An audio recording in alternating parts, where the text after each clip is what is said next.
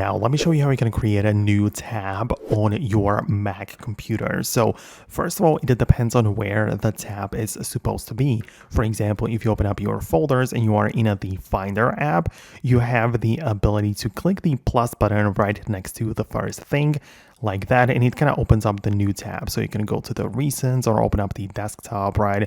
And then that's how it works. Or you can also use the shortcut using your keyboard where you press the Command and T, and you also create a new tab in the Finder, right? So it kind of works exactly the same way as if you are browsing the web. So you can create like new tabs and switch in between them, and it's very easy for working with the files and for multitasking and so on.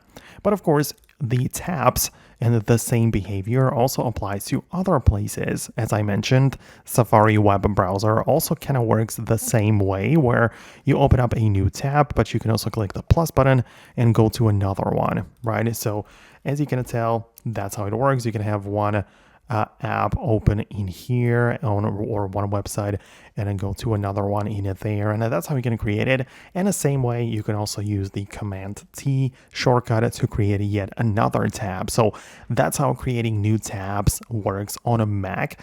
As always with these tutorials, if you have some specific question on your mind, let me know below in the comments. Perhaps I'll be able to answer it in the future, but make sure you subscribe so you don't miss it, and I'll see you later.